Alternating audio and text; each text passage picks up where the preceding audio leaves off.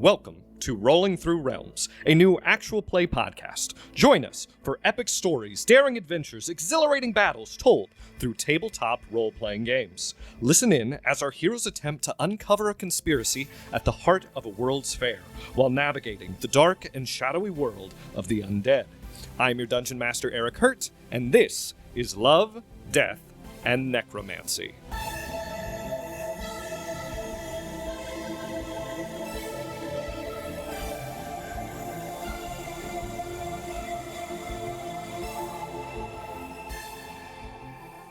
Hello, everyone, and welcome to Rolling Through Realms, a new actual play podcast and the first episode of our inaugural campaign, which we are calling Love, Death, and Necromancy. We are going to be playing a little Dungeons & Dragons 5th edition as we explore the world of the undead. My name is Erik Hurt. I will be your DM for this campaign as I'm joined by our 5 adventurers. Say hello, everyone. Hello. These will be our proverbial realm rollers, and without further ado, let the adventure begin.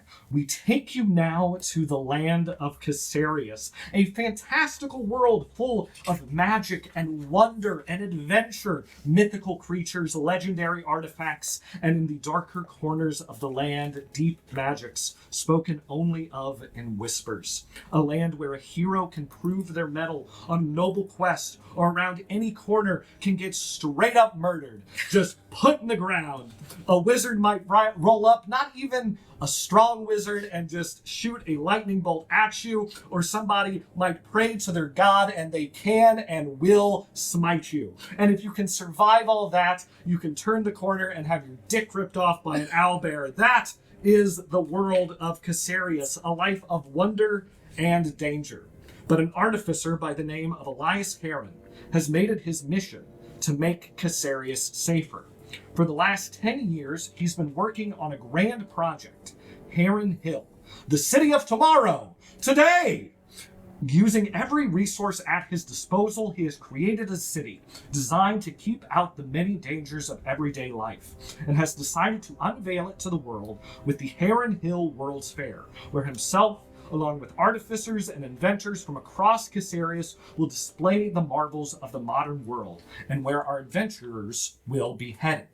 And we start up high in the Andalades, the untamed wilderness of the northern part of Casarius, in the Whistling Woods, nearby where Elias Heron has decided to build his futuristic city. In the Whistling Woods, there are these trees as old as time themselves, many of them hollow, and as the wind blows through these trees, there is distinctive whistling, often in tune, and so there's this musicality to these Whistling Woods. And in these woods, there are just tons of different kinds of magical creatures, unicorns and fairies and pixies, and all of these different things exist within these woods, as well as a clan of fearbolgs, including our first adventurer, Spencer. Go ahead and introduce yourself. Going first. All right. So I am playing Vikrin Sothone. I'm a Firbolg cleric, and I have been raised in this town of other clerics and religious individuals of there's no doubting our God, there's no doubting our beliefs. However, Vikrin is more of someone based in knowledge and fact, and has always felt a little outside of his family and his town, and is going to be looking for his own found family or just his own way in life. And so you are on your way to the Heron Hill World Fair. You're in town. Your father comes up to you. So, you're still planning on attending this fair thing? Oh, the World's Fair is what you're speaking of, Father? Yes, there's never been a doubt in my mind that's where I would go. Oh, so this you don't have a doubt about. I understand.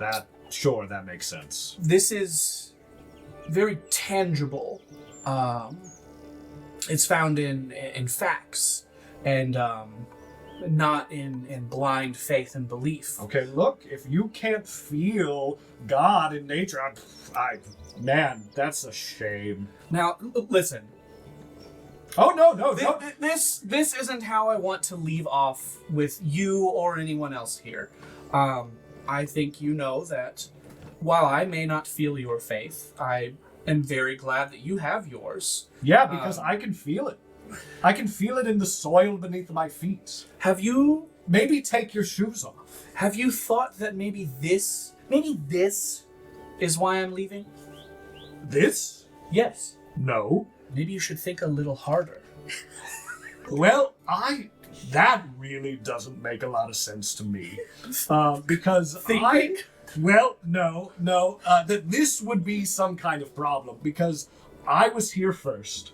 Without you, I wouldn't exist. That's how... Oh, okay, so That's you admit it. Yeah. Through science and biology, you born me. Without me, you wouldn't exist. And so the insolence is just, you're killing your mother.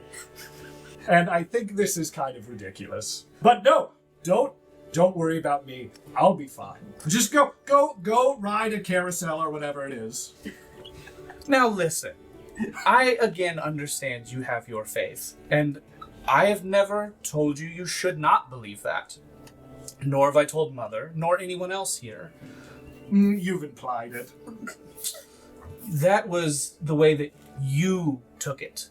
The words that I speak are the words that I mean. Interesting. Now, that's totally me too. Would you like to leave off on an argument as I head off? Oh, who's arguing? Who's arguing? Oh, I'm not arguing. I'm just saying you're going to this World's Fair, right?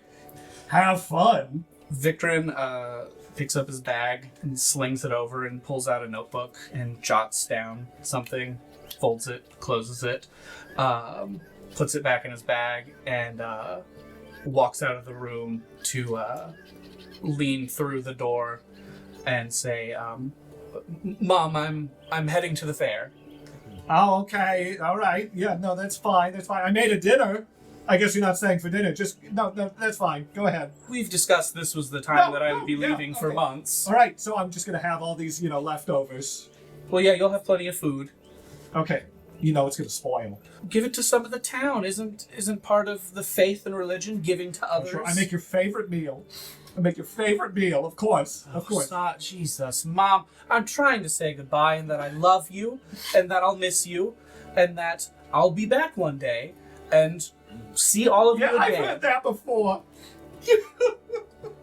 Who else left?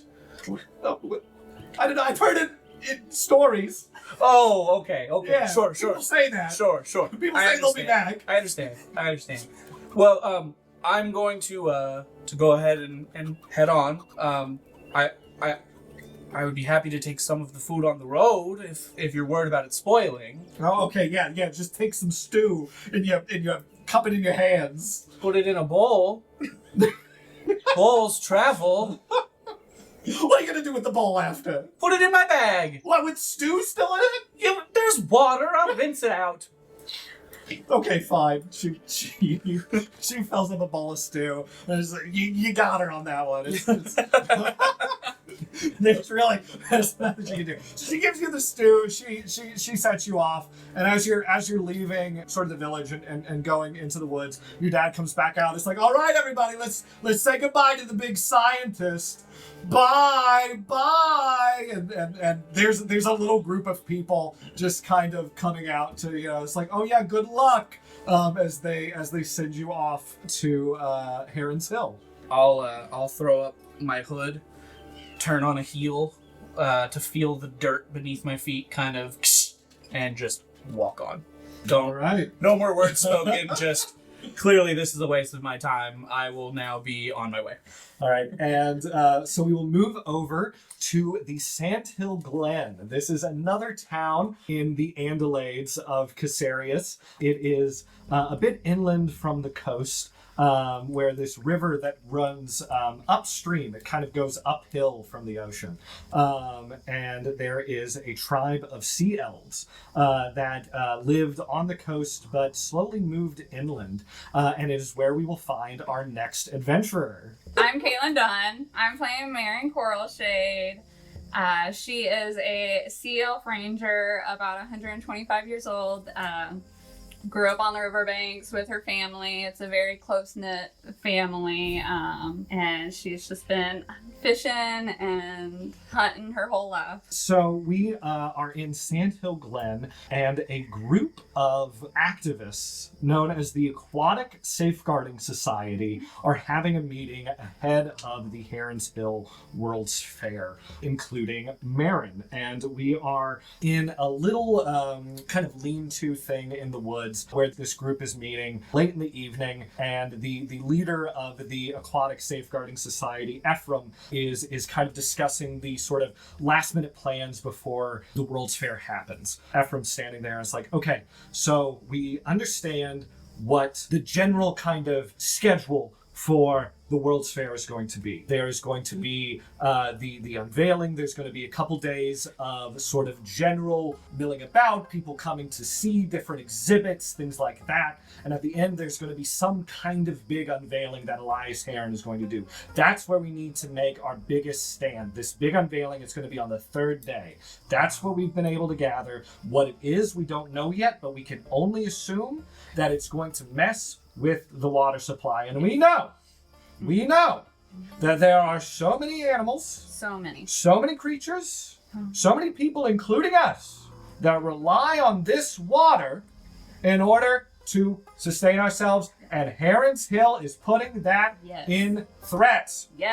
Yes, all right. And the small group of four begins to applaud, and they are ready to, just try and make their stand as much as they can. My sisters helped me make shirts for everyone. They have the Aquatic Safeguarding Society on the front, and on the back it says "Spread Love." We're excited. We're excited. Yeah, Ephraim looks at it as he sees the big capital letters of ASS, Aquatic Safeguarding Society. Says this is perfect. I think this looks great. Aquatic Safeguarding Society. It's very legible. Mm-hmm. I'm glad I came up with the name. It's amazing. Yes. All right. Everyone loves it. I'm glad you're all on board with it. Thank you. Okay. Yes. I think these shirts are gonna really, make sure people know what's going on, and we gotta spread the love. Yes. Spread it wide. And we'll get deep in there. Help our ass save yours. What? Help our ass, ASS, save yours. What do you mean ass? It's something the kids are saying. My little sisters keep saying it. I don't know either, but it's the ASS. We're making a word out of it. You mean Aquatic Safeguarding. He looks at it. And yeah. Help our ass save yours. You did this on purpose, didn't you? What? You did this on purpose. No. Why didn't anybody tell me? The other people are just kind of like just giggling, just as he is having a full just like, okay, well, it's fucking too late to do anything. We already have shirts. We already have shirts. We have signs. We have to stick. We already told the people, and we did. We told so many people. I put out a press release. Mm-hmm. Okay, all right. You know what? Yeah, that's fine. Well, okay, we'll just ask. Yeah, that's really going to help us be taken seriously. We don't need to be taken seriously. We do. But we need to get the word out, and this is the perfect way. People are going to remember as. Okay, well, you know what? I've been They're told... going to remember, and they're going to ask about it. Yeah, no, I understand. Okay, but just don't humiliate me again, please. I didn't humiliate you. You did that to yourself, Ephraim. Oh goodness! Somebody could have told me. I thought it was a joke. I thought we were all in on it. We all thought it was. When have I ever made a joke? Got me there. Got me there, Ephraim. All right, so we move south past the Worm Mountains to the town of Wivering. This is a large walled city that grew a reputation for fighting dragons. The Worm Mountains separate the Andalades from the southern part of Caesarius. Beyond their difficulty to pass through in earlier times, they were historically populated by dragons. And the town of Wivering made it their duty to fight these dragons and to slay these dragons, and over generations have spent their lives bringing down this population to where now it is only a few young, small dragons that live throughout these mountains. Wyvering is a very strict, very hierarchical. Hierarchy? There's a hierarchy in the city. There's a hierarchy in the city, and there are levels. Up top is where the nobles live under a very strict regiment. There's the second level of merchants and artisans, and then the lower levels of Wyvering, where you might want to find yourself if you want to get into some kind of trouble, whether it be good or bad, and it's where we find our next adventurer. Hi, I'm Rachel Eickhoff. I am playing Gertie Goldsmith. She is a rogue, halfling Lightfoot, arcane trickster, bright red hair, very auburn. She has one brilliant blue, one dark green eye. Her best friend's Birdie, and she currently is employed with the Columba Bugle. She's going to be a reporter, and that's how she's going to make her way to the World's Fair. You find yourself with your mom and your dad and your sister at home as they are getting ready to see you off on your way to the World's Fair. And your sister's talking to your parents. Your sister Gwen is talking. Look, I just think if we bring the guns to Heron Hill, we can really do something. I think that Elias Heron would make good use out of this. We can display him at the World's Fair. We can spread this. We can really build the business outside of Wyvering. And your father, Oxford, has been very sort of adamant that your gunnery will not be involved in this. Look, I've spoken to this Elias Heron. I'm not willing to sell the rights to what we have made to this man. Other people are. Other people want to contribute. That's fine, but that's not what we're going to do. We have had a lot of success here, and I want to keep that under our name, under the Goldsmith name. The Goldsmith gunnery is not going to sell out. Now, that's the end of the conversation. All right? Do you understand? Yeah, I get it. And look, your sister understands. Gertie understands. Why can't you just get it through your head? And Gwen sort of just kind of, storms off. It's like, well, I'm going anyway. Just try and stop me. And she storms out of the house. And your father turns to you. I don't understand where we went wrong. Dad, I don't know. You kind of cut her some slack. She wants to. I'm going off and just explore the world, be a reporter. She's here. She wants to, take the business and make it better. I don't understand, but you're committed to not working for the gunnery. Yes, This Father, yes. This reporting, are you sure that is what you need to do? It's not even a want. It is an absolute need that I have to become a reporter. There's things I need to know and find out. And I love the gunnery. You know I do. I loved testing the guns when I was 5, even though I probably shouldn't have. I just really want to see the world. And I think Gwen will be good for the business once she learns not to sell it out. Look, I mean, it's just, we have to think in the long term. And that's where it's just short-term gains. That's all she seems to be able to think in. It's just the immediate. And I know you have the ability to think in the bigger picture. And that's what we need. I don't know what to say, Father. Maybe when I'm gone and she stops comparing herself to me, or maybe when I'm out of the picture, she'll be able to fully comprehend that. But I mean, I can try to talk to her before I leave if you'd like me to. Yes. No, it's fine. We'll catch her before she goes. But okay. Look, good luck. Look, I don't have to say that to you. I know you'll be fine. But we'll see you when you get back. Will you make sure to write me letters and keep in touch? Of course. Do you have the address? Yes, the city on the hill. That's just send it that way. Well, you can send it to my publisher. I'll get it there. Oh, okay. I'll have to touch back basin with them when I write my... Oh, yes. Then Now you have to make sure to get the paper and read the Daily Squawk. That's my article. Okay. It's going to be mine. Make All sure right. you read it, okay? Okay. I want full reports back from you about how my writing is. Okay, I can do that. Yeah, I'll try to promote the gunnery in there every once in a while when I can. All right, that's my girl. Yeah, no worries.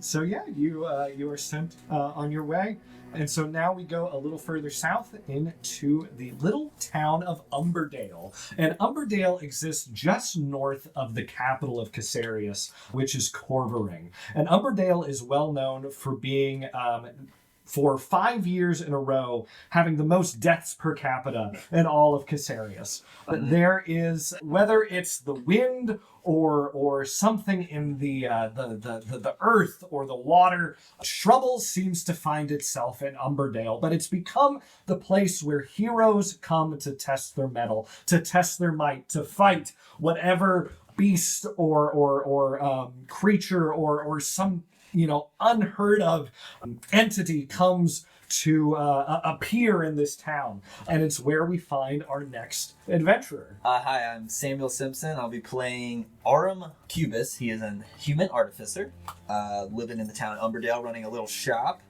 so to speak, just kind of outfitting adventurers for this obviously dangerous place in this area with all this most deaths per capita, as he said. And yeah, he's 37. He's got white hair, very pale skin. He's a very homebody inside the shop, always working on something, always got something he's trying to invent or make better for these adventurers that are constantly pestering him for better items and stuff because they need them. This place is crazy. And on this day, a chimera has come to Umberdale as it is rolling through the streets, flying over. And the people of Umberdale seem to be kind of going about their day. This is not a infrequent occurrence in the city of Umberdale, but there are a few knights and adventurers who are working on fighting this chimera in the streets. And as you are set up in your shop, a little old lady comes in and says, "Oh, well, it's been a while since we've seen a chimera. That's pretty exciting." Oh yes, good for business. Yes. Has anybody, have you spoken to any of the new adventurers? A couple of them came through. I've done my best to give them what they need. Oh, yes. Well, I'm just looking for a little bit for home defense. While it's still standing. Mm-hmm. But we always work to build the city back quick. It's a great place for adventurers, for outfitters, and of course for contractors. That's for sure. But do you have anything in the vein of a harpoon? Ooh, I definitely can get you something to shoot something. Okay, with maybe a roof mount. Roof mounted. Yeah, roof mounted harpoon. A harpoon gun, of course. Well, I like this idea. Yes. I can get working on that right away. I don't have anything right now. I have the harpoon. You have the harpoon? I just need to go in back and I can fasten it up real quick. Okay, well, I'll go ahead and take the harpoon, and then you work on the gun, and we'll sort that out. For sure. So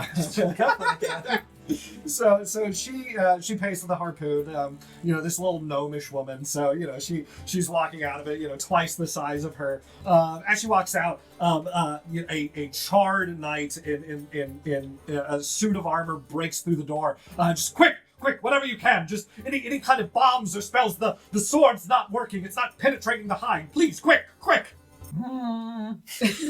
Do you have money? What? Money? No, there's a chimera. I don't have pockets in this thing. Quickly. I need money. Okay, I can pay you after, but don't you understand? There's a chimera. There's a lot of things every day. A chimera. Fine. I don't need you. So he runs out. The chimera comes, just immediately grabs him in his mouth. And he flies away and just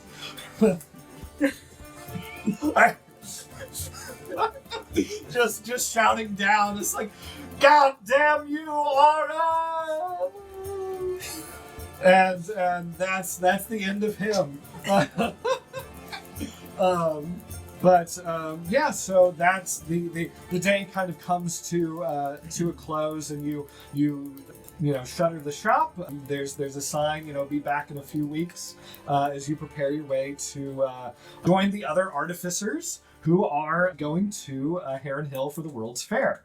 Finally, we go down to the island of Albering, off the Tortoise Coast of Caesarius. Now, down at the Tortoise Coast, there were a race of small tortoises that would, in the fall, bury themselves under the sand, only to reemerge later in the spring. And these tortoises inspired a group of necromancers to start studying the art of bringing people back to life, of the undead. They saw these tortoises, and ideas of the dead coming back to life began to flourish in this community. And so Albering became a place where necromancy was studied until the leaders in Corvering began to crack down on the practice of necromancy. But in certain parts of Albering, they are still studying the art, including our final adventurer. Hi, my name is Caitlyn Hurt. I am playing Honora Amarith. She is a wizard half-elf. A little young for her, being a half-elf. She's still getting her bearings of the world and whatnot. She has dark hair, pale skin, kind of dressed like a goth kid, as one who studied necromancy does. One thing about her is she had a tragic accident when she was a child, and she unfortunately lost her leg, and that's what kind of inspired her to study necromancy. And you are in the laboratories of your mentor, Master Talamir, as he has a severed human hand out on a slab, and he calls over for you. Quick, bring me the flask, the one over there. Yeah, okay, of course. I'm grabbing it. No, the blue one. Oh, okay, sorry. Okay, all right, bring it here. He takes it. He takes a big swig of it, Oh. and tosses it over his shoulder. It's like, okay, all right. And he pulls down this device with these different diodes, and he connects it to the hand. And he says, all right, on switch 1. Okay, I can do that. Okay. Flip it on. You flip the switch, and electricity begins to flow through this hand. And as the hand begins to convulse and move, it comes to life, and it begins to animate, and it steps up onto its fingers, and it seems to try and look around and get its bearings, and suddenly in whatever expression a hand can give, it starts to panic. It's looking around, and it's realizing it is a sentient hand, and it immediately tries to go to the edge of the table and flings itself off. But Talamir grabs it and puts it in a little bell jar. And it's like, okay, well, still a little suicidal, it seems. All right, we're going to keep working on that. We're going to keep working. We're going to figure out how to animate these limbs, and it's gonna revolutionize prosthetics. I'm telling you, there is something here. We're going to get there. I hope so. This leg of mine, it just doesn't do what it used to do, No, I understand. And look, I mean, there's a lot we can do in the mechanical world, right? And that seems to be what people want to go for, but there is a lot of good that can come out of necromancy. We just have to use it appropriately, right? I agree. Yes, I definitely agree. For now, though, until you get this working, I'm going to look for other ways to make my leg better. No, I definitely understand. So, the hand and I believe he starts to look through a little book. Okay, yes, it belonged to a Manny Partridge. Okay, yes, Manny and I, we'll do our work here, and I wish you the best of luck. But when you go, just try your best and don't get caught. Don't bring undue suspicion. But necromancy runs deep here in Albering. And look, Elias Heron, he's from here. He came from Albering himself, and half the island is going to this World's Fair to celebrate with him. Necromancy doesn't have to be this dark, sinister thing, and just do what you can to help people see that. I will. The people here know, but it's the rest of Caesarius. I will do my best. All right. I believe in you. I believe in you too. Oh, I love you. I love you. All right, safe travels. Not romantically. Yeah, no, definitely not romantically. That's well established. Firm rules. But yeah, no. So Manny and I are gonna. Okay, well now me having a sentient hand feels weird. Now you brought that up. With you. You were the one who brought it up. All right. Well, me and Manny, we'll see you soon. Does Manny know you have his hand? What? Well, Oh, okay. instead. Well, yeah. I mean, I wouldn't just steal his hand. Thought he offered it. Well, I mean, there were some discussions, but he kind of died before they ended. So, I just went with what felt right. Well, may he rest in peace, except for his hand. For his hand. Well, yeah, I mean, we've got the rest of them. Oh. Yeah, well, you gotta go piece by piece. Of course. Yeah, you understand. Yes. All right. Okay, well, good luck. Thank you. And Manny sort of waves goodbye and then goes back to having an existential crisis. And yeah, you all make your way off to Heron Hill. Now, Marin and Vikrin are nearby. They are within a day's ride of Heron Hill, where the other three are a bit further away. But Elias Heron has built a train running from the north to south of Caesarius. The first train in this land, and you have all boarded this train up to Heron Hill. But the grand unveiling of Heron Hill has not happened yet. And so where you have all stopped off at is the small mining town of Hugleton. Hugleton has existed for a number of centuries up in the Andalades, just south of where Elias Heron has built his city. And there is a large amount of magical ore that has been mined here, where a lot of the material used in magical items and magical artifacts has been mined throughout the centuries.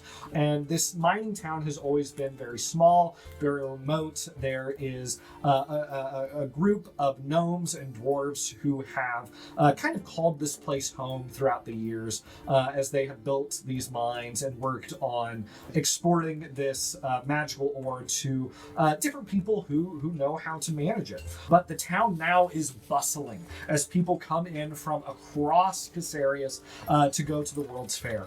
And so it is kind of being overwhelmed. They have never had this many people in this town before, and it's very chaotic. There's people and chaos, and people are going missing, and there's fights, and there's so many people packed into this small town, and you find yourselves in the tavern, the Pick and Axe, and you are seated at a table with a small, old, grizzled gnome named Rusty Chuggins, and Rusty Chuggins is regaling you all with this story of the olden days, and well, just Hugleton's just, I don't think it's going to be like it used to be. Ever since this Elias Heron, he started this, oh gosh, about 10 years ago. I mean, sure, it's put a lot of, gnomes and dwarves and work around these parts building up this city, but I'm telling you, it's not the same back in my day. Oh, what a time it was,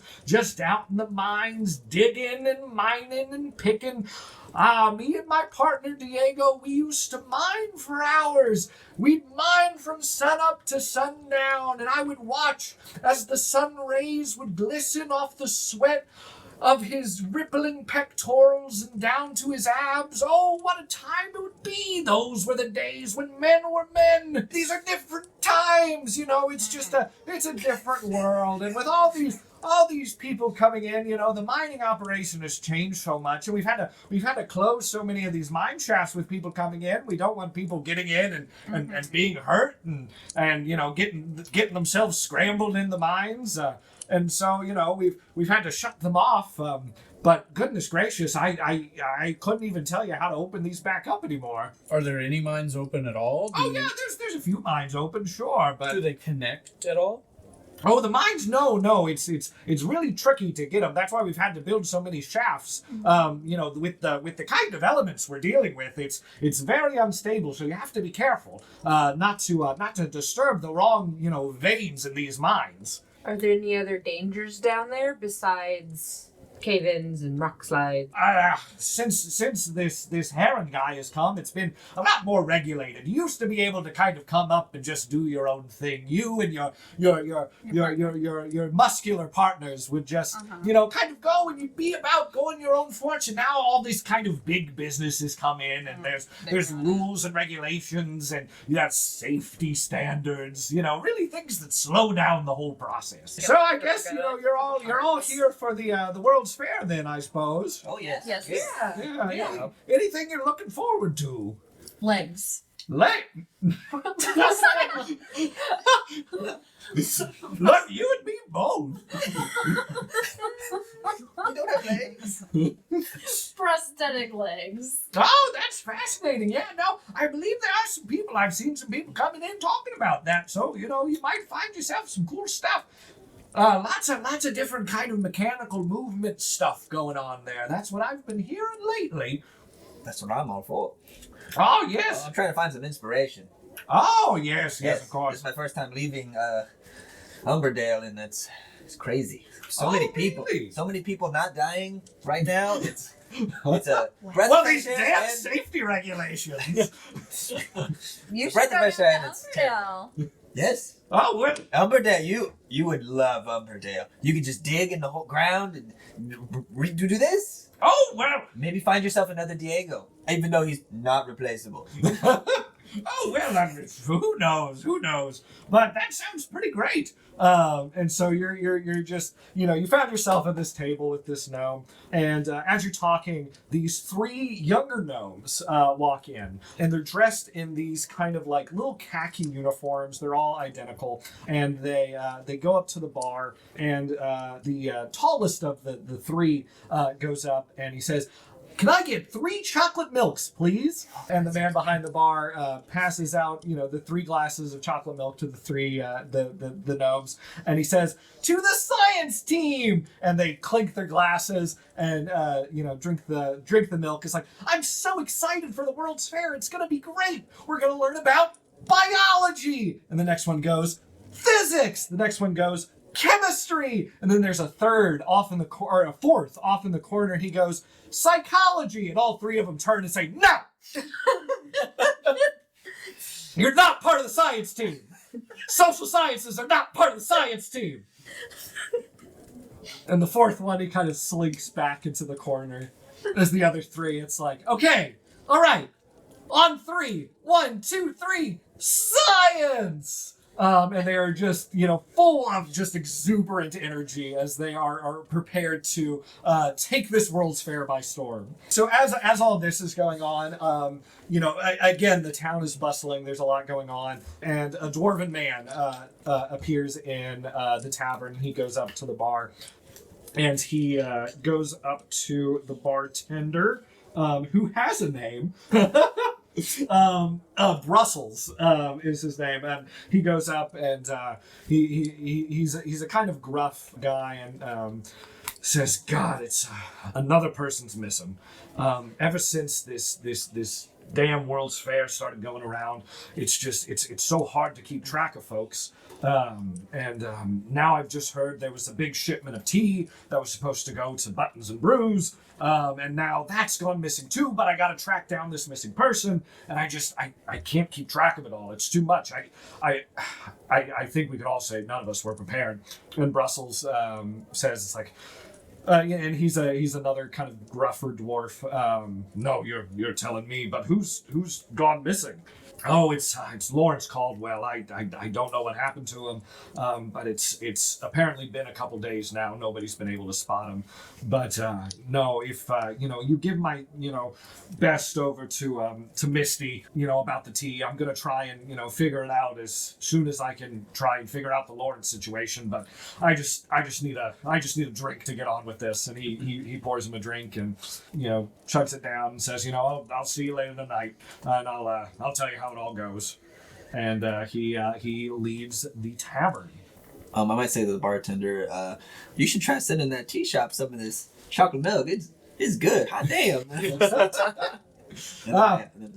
Straight from the chocolate teat. Do you have something that makes chocolate milk naturally? Yeah, no, it's yeah. Please explain. I pull out a notebook. That's fantastic. I need to know more. Yeah, well, you're certainly from the Andalades, right? Yes. Yeah, no, it's Larry. Sorry, who? You know What? Larry? No. I don't know Larry. I've never met Larry. Oh well, Larry. Okay, he's a very well endowed dwarf.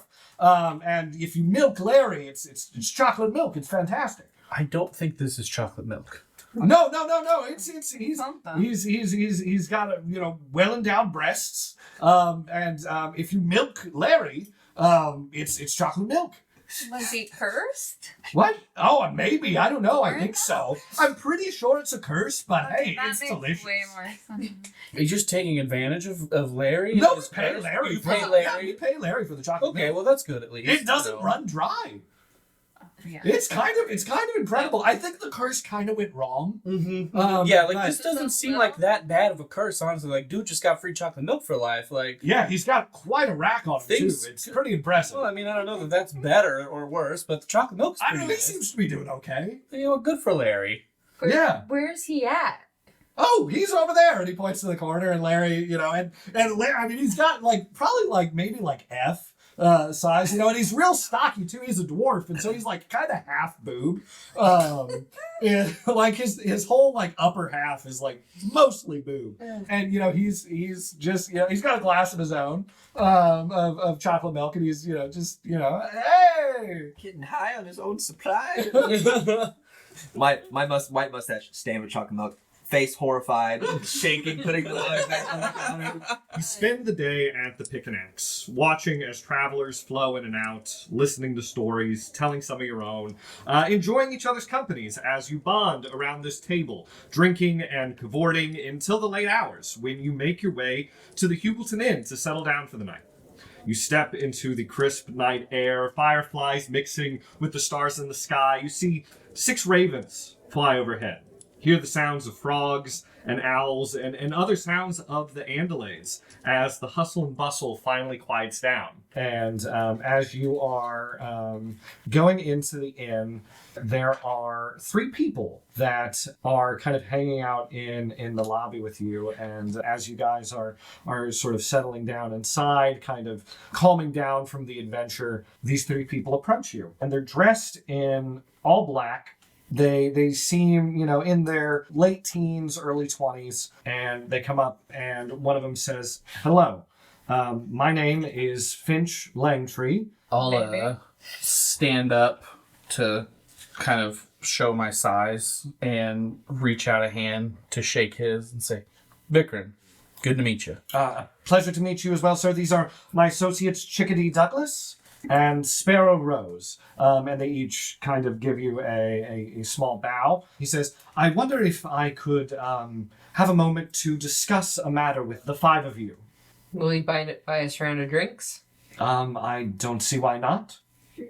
Well, that seems fair. Sound good? Chocolate milk, anybody? Oh, God, no, never again. You're at the Never inn now. again. They don't. They. It's You can only get the chocolate milk. That's right, There's that's an right. exclusive. right. Rights. Whatever rights. Yeah, I gotcha. At the Pick and Axe. But over at the inn, there is a small bar, and he brings over some drinks for the 5 of you. The 3 of them aren't drinking, and They might be too young. Maybe. Or they're um, pretty. Does anybody have a detect anything, or can I have watch them the whole time, make sure they didn't do anything to our drinks? yeah, if you want it, make a perception or Just take it. I do have detect. 19 plus 7. yeah, they didn't do anything. Cool. Yeah, so they bring these drinks over to you, and you guys sit down, and Chickadee speaks up. Like my associate said, we are hoping to talk to you about a fairly important matter to the 3 of us that we just might need some assistance on. You're here to go to the World's Fair, I assume. Mm-hmm. Yeah. Yes. Yes. So we have, I guess, a mission we'd like to ask you to perform at the World's Fair. We need information. There is something that we are hoping to retrieve, but we're not sure exactly where it is. what it looks like, or how we are going to go about getting it. We're not asking you to take this item for us. We don't want to do more than put you in any more danger than we think would be necessary, but trying to snoop and get too much information might draw unwarranted suspicion. And so if you can get this information so that we can be in and out quickly, it would be very useful to us. So you don't know what it looks like. You don't know where it is. What is it? We're not entirely sure what it does, but Then why do you want it? How are we supposed to know Who what are it is? you? Well, that's Chickadee Douglas. I'm Chickadee Douglas. Finch Langtree pops up. Look, we are prepared to pay you rather handsomely if we can remain discreet. I mean, we can be discreet if we know what it is. Well, I would love to tell you once you find out, but I don't know. All I know is that this is what Elias Heron is going to unveil on the third day. Oh, you want to know that? Okay. This is the big project, the thing that the World's Fair is going to culminate in. That's what we need to know. And we think it could help us with what we need to do. Which is what? Yes. Stop Do you it. want to be paid? Do you want to stop it? Is that what we're talking about? Well, my thing is, money is great, but there's also plenty of bad and evil things that happen in the world. I'm not saying that you're bad or evil, but I don't know you. So I'm not sure what your intentions are. I understand, and all I can say is that they're very personal. We don't want to use this for anyone else but ourselves. We're not trying to use this on anyone or to anyone. This is just something we think, well, maybe we need. Are you in an organization? Or is it just the three of you? Of a sort, okay? We're kind Is it of like getting back ass? to the whole asking too many questions. Is thing. it like ass? Are I you don't know an what aquatic- are you talking about Are asses you- for? It's an aquatic safeguarding society where you're protecting Yeah, spread the waters, love. Well, the environment. That's a noble goal, but like I said, it's well, unfortunately I'm just saying, this it is seems a like rather us and you could work together. Yeah, what is your goal? That what is Our your goals society? are rather your ass? selfish. I have to say, like I said, That's fair. they're really guided towards us, and we need help. Is this something that will help us, or are we just doing it for the money? Money. Well, I have to say again, I think it would be more just for the payment. How much money are we talking here? We're willing to pay you 5,000 gold pieces All together? altogether, so Oh. 1,000 apiece. I don't know about that. Look, it's what we can offer. If this all works out, perhaps we'd be in a position to offer you more later. Perhaps we can work together later. But if we can't do this now, I would say that would not be something we could do. Why very specifically do you want this information? We're going to try and steal it. I can tell you that. I'm in. But that's Is there a particular reason you're trying to steal it? Is it for capital gain? All right, Is look, it because you look. think he's doing something bad? I think we need to go ahead and lay this out. We can't really tell you any more than what we've said. You can be in or you can be out, I can. but I that's can- kind of Does- where we end. And look, all you have to do is go about the World's Fair as you were already going to. We're not asking you to do more than what you were already going to do at this World's Fair, but we're just asking you to bring back some information to us if you happen to overhear. And if that results in us getting this item, we are willing to pay you very handsomely. Oh, hold Yes, on. there it Yeah, goes. go ahead. This is out of character. Does Oh. Marin know anything about what he's unveiling, or does she just know they're trying to stop it? So yeah, you again, like you had that conversation with Ass that you guys didn't know what the big unveiling We still don't was. know. Okay, so we don't know also. Nobody knows. It's been very kept secret. Okay. It's the big last day reveal about what Elias Heron has cooked up, and they are trying to take it for themselves. Okay, I've got 2 questions. Okay. One, if you don't know what it is, where it is, how it is, anything, how do you know you want to steal it? Probably because Elias is a bad guy and he's doing bad things. We don't know that though. We just have some information that makes us believe it could be useful. What information is that? And useful for what? I really can't tell you more than I'm saying. But look, if you can give us the information, we can give you half. If we manage to get the item, we can give you the other half of the gold. That was going to be my next question is, what constitutes when I get paid? Because if I'm not getting paid, unless you maybe get it, we can give you half on the information and half once it's retrieved. I don't think that's fair.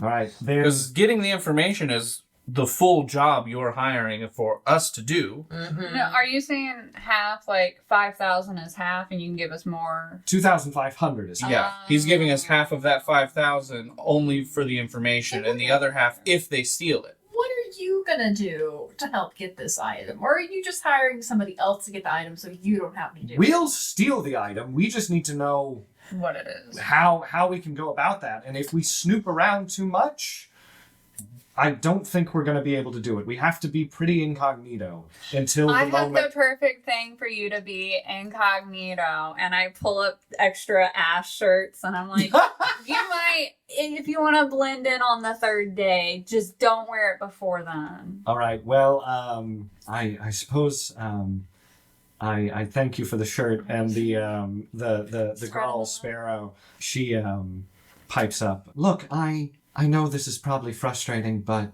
I just ask of you, please, if you can just give us some information. I don't think it's too much to ask. I don't want to put you in any trouble. Seriously, we don't. But it's important to us. It's important to me. If you can find a way to agree, we'll be here in Hugleton. Like they said, just. If you hear anything, if you come across something, just try. That's all we're asking. I know it seems suspicious. I know us being so tight-lipped is perhaps very suspect, but we really don't mean you any harm.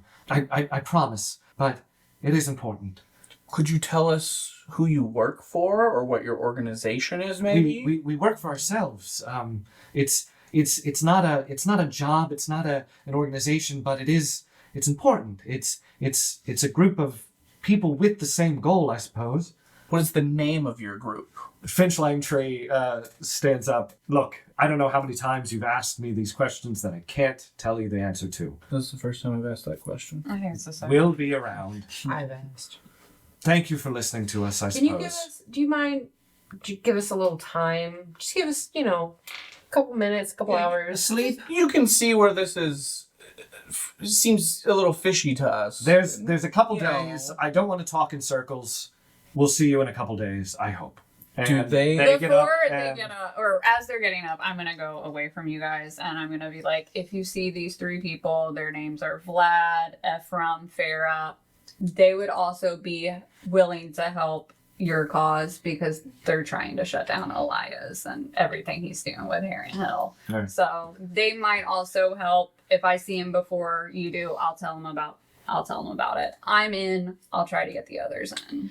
I thank you. I really appreciate it. And they're out the door. I'm gonna follow them and stealth behind them and see if they continue to talk, and I'm gonna try to hide and overhear them. Okay. See if I can get some more information. All right. Yeah, make a stealth roll. While she rolls for that, did they have any kind of identifying markings on their clothing or on them, tattoos, anything? No, nothing like that. Okay. What's your stealth roll? 13. 13. All right. So Wait, no. 15. It's plus 15. 9. They overhear you as you're following, and Chickadee says, "I know you want more information. If you can get us some information, maybe we can share it then. But until then, I'm not here to talk in circles. We can find other people to help us." Okay, well, I'll talk with our group and we'll come to a decision. Sure. Well, that seems suspicious. Odd. I feel like if you want to hire someone for a job, you tell them as much as you can. I think they did. By telling us and they risk nothing. They risk us going to the people in the city once we're there and letting them know that there's a possible heist on the grand reveal. So we could foil their plans even more if we were to tell the right people. I do imagine though that there would be pretty high security around that to begin with. Big risk just walking up to a random group and ask. They did take a big risk, yeah. They're trying. They just can't do it all by themselves. It wouldn't hurt to I guess it's just help. But they couldn't tell us why they needed it, if they were going to use it for good or bad. Also, don't get me wrong. I'm all for making chaos and stealing whatever needs to be stolen. I'm not above that. I don't like being used for a group that I don't know why they're using me. I would say it won't hurt for us to get the information. And maybe with said information, we can leverage that. maybe we can make, our own educated decision at that point if we want to share that with them or not. Yep. Find out for ourselves. If we find out what it is, depending on what it is, maybe we want to let people know that, hey, this guy's made a device to kill everyone in the world, if that's what it is. I just think the pay is so low. That's also true. And Not only I feel like half... that's a lot of gold. It's a lot of money. These city people don't Are understand. we just poor? Well, yeah. I grew up off the river, so. I grew up in a religious I grew up in a commune. boat. I mean, but still paying us half before and half after. Again, we could still find information, but it might not be the information they need because, again, we don't know what we're looking They for. did promise us 5,000, and then they're like, actually. But do they even have the gold? I think that was going to be their intentions all along. Because I don't, like you're saying, Honora, I don't love the idea of we'll give you half of the money for the information and then we'll give you the other half if we steal it. That's not my problem that you can't steal things. Or I should be paid for the job that I was hired to do. Or if we find the information, then they're going to ask us to steal it. Yeah. Which It's also possible. that would raise my rate. I mean, they said they were going to steal it. They just wanted the Yeah. information. Yeah, but if they don't steal it, we don't get the money. They just want to make sure it's reliable information. I guess, but Again, we won't know if it's and this is like me talking to the group. We won't know if it's reliable because, again, we don't know what we're trying to tell them. Yeah. So how do we know if it's reliable enough for them to steal? I mean, I guess it doesn't hurt to get information. yeah. At least we'll I would wait. like information. I would I like mean, to know these things. I Yeah, can- worst case scenario, gonna be we curious. have the information and we do nothing with it. Yeah. And we'll get paid regardless. At least half. Which is, as you said, money. Walking around town money. Window Walking around in shopping kind of money. Oh, yes. All right. So you've kind of talked it out. You might get some information. Whether you share it with Finch, Sparrow, and Chickadee is kind of up in the air. So you guys settle down. The first day of the World's Fair is approaching, and as you wake up the next morning, there is hustle and bustle as people are going towards Heron Hill to get set up and to get started. There are artificers going up to set up their booths. There are, inventors, doing their last checks on some of these, displays and exhibits that are being made. And there is just a lot of movement towards the city. And as you wake up and come out of Hugleton, and you can see Heron Hill up on the hill overlooking Hugelton, and it is this beautiful Art Deco kind of city with gold and brass, and the train that goes from tip to toe in Caesarius leads right into this gleaming golden and emerald city on top of this hill as people make their way towards the town for sort of the introduction as people are welcomed in. And you feel this energy as you're walking up toward Heron Hill, and you see these different artificers and inventors, and they're showing off their different inventions. You see this man shooting holes into a wall and then making them disappear. There's this guy with these shoes, and he's jumping, 10, 15, 20 feet into the air. There's another guy, he has this spray. It's like this glue foam stuff, and it gets somebody trapped. And there are these people, they're just showing off these different inventions, really expressing the energy of this World's Fair. You see a man, and he's got a bald head and a big mustache, and he's welcoming in. Come on! All right, okay, yeah, you're set up in lot 1A. Okay, no. You have to leave that out. Not yet. And he's just sort of trying to conduct these people, telling them where to go. Welcome, come on, yeah, no, I mean, be excited, it's great, it's the World's Fair, and, people are coming in, and it's, there is that excitement, and, you hear, people kind of, talking to each other and exchanging things, and as this is happening, and there's this bustle of excitement from these artificers and inventors, you hear a commotion from behind you. And somebody's pushing through the line, and they're running up towards the hill. And you see that it is Chickadee Douglas. And he is coming, and he is yelling, out, get out of my way, please, move, get out, go. And he's trying to push people out of the way, he's pushing people down, he's breaking through, he's pushing to the head of the line, he's trying to get into the city desperately. And as he runs, you see him run towards the city as fast as he can, and all of a sudden, his legs give way. And his body collapses into a puff of smoke. And an empty cloak with nothing but bones remaining falls to the ground. And that's where we're going to end off. Thank you for listening to another episode of Rolling Through Realms. What? Oh my gosh.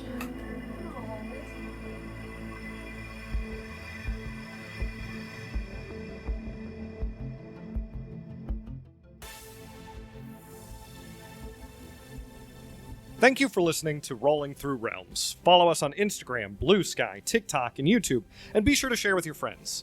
Feel free to leave us a review wherever you listen to podcasts. Music for this episode was provided by tabletopaudio.com. Once again, I'm Erik Hurt, and you've been listening to Love, Death, and Necromancy.